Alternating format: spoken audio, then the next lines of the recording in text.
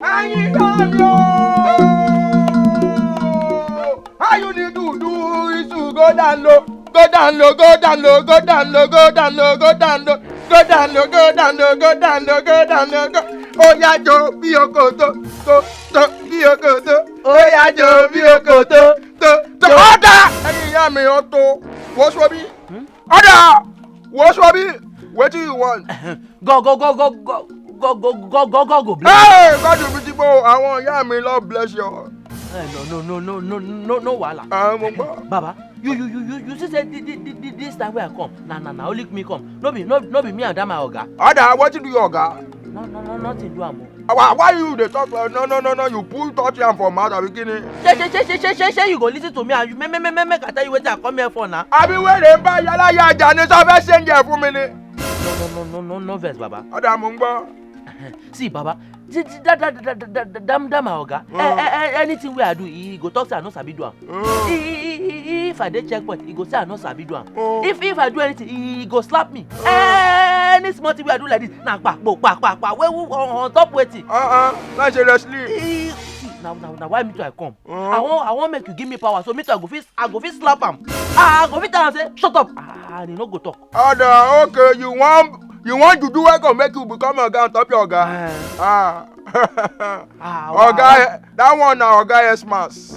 No wahala, that one na small thing. Hey, me abenu gangan, you know. Juju too much.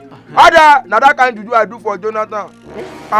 Wey become oga on top your oga. Na true. Na small thing. Well, na that kind juju I do for Buhari. You know say Buhari na oga kpatakpata for Nigeria.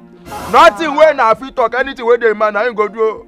Oh yeah, na me do juju for am. Me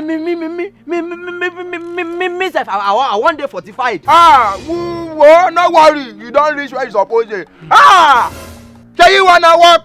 Walk. Say you wanna hoto. Kini ṣe ọ́? Tani ń bọ̀ ọdún nù? Ẹyin ìyá mo ṣo mọ̀gà. Ìbàdàgbọ́ àgbọ̀mọ̀júbà o. Ìbàdàgbọ́ àgbọ̀mọ̀júbà o. Bọ̀mọdé mi bá ṣàwo àdúbà lágbó. Wetin be ye? Why you dey beat me? Na the juju na so we dey do am. No, be juju be this one. You dey beat me now. If you know say you no do juju again, dey go. Say you want abi you no want. I want juju. Bọ̀mọdé mi bá ṣàwo àdúbà lágbó. Wetin be ye? You dey beat me. Hey. If you go check Buhari back, you go see all the game wey I don flag and wey dey him back o. Jonathan hold, they don do operation for us 3 times for the back. If you know say you want, if you no do again, we fit stop now. Go do. Bọ̀mọdé mi bá ṣàwo, you don finish koko wey dey talk. Àdúbà lágbó, àgbọ̀mọ̀júbà o. Order, I dey come, may I go bring the juju for you. Ogun abẹ́nú gbọ̀ngàn. Ẹyin ìyá mo ṣòmọ̀gà apanimayọ̀dà. Sorry, boy. Order. Say this sham. As you dey like this, you must not touch ground though. If you don't touch ground, the juju don spoil. Shogba. As you dey like this, just carry am go house. If you don't reach out, put am under the pillow where your oga go sleep. Oh yeah, Baba Jiji. That's all. No matter. Na everything be that. Na everything be that. Order. Ẹyin ìyá mo ṣòmọ̀gà. Apanimayọ̀dà. Tuiku little sir. How I wonder what you are. Gbẹ̀síbẹ̀. Aha! Ọ̀dà tuiku little sir. How I wonder what you are. Ọmọ àbọ̀dẹ̀ wọ́n sọ. Gbàdúrà. Kíni wọ́n ti bí yé? Why you dey beat me now? I never finish juju. Kíni ṣe ọ́? Oya, stand up. Make dey go. As you dey go, make you no look back o. If you look back like this, you go die be that. No. Keep am well o. He must not follow. Ó bẹ̀rẹ̀ fún wèrè ẹ̀mẹ́. Ọ̀dà yíyá mi o.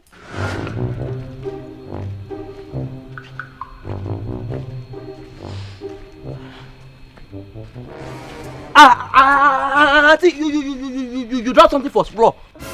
What? Your smile. Wait. Shey you be electrician?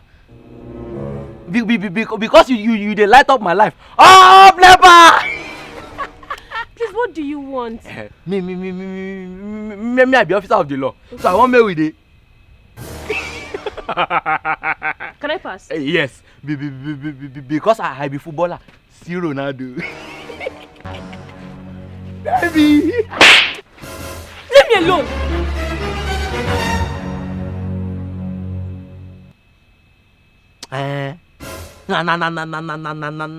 Nah, just one time the thing touch ground now. And this place not even look like ground. Sand, not too plenty. Yeah.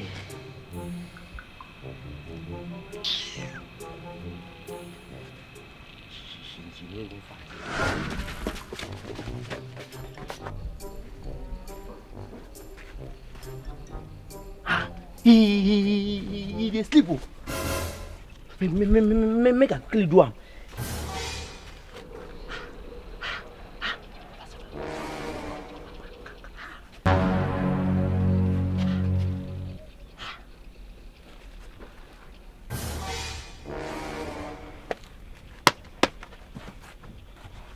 Shay, you dey okay? Why you dey sleep for afternoon? Sorry, sir. Now, you go take my uniform.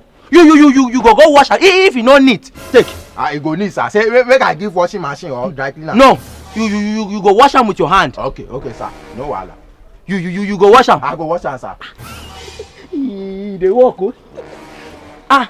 Wait. For this life, if I dey follow you talk, no stand up follow. Down, Joe. Sorry, sir. Who be your mate? Sorry, sir. Now, I don dey waka since morning. All my joints dey pay me. Now I go lie down. You go dey massage me. Okay, sir. No wahala. I sabi do that one well. If you no do am, I go slap you. No problem, sir. Which sir say this point I be spinal cord. Nah, yeah. Okay. Go. First wey do that do for go pony. Na me. Go. Shame on so. What be that? Hey, come back there. Hey.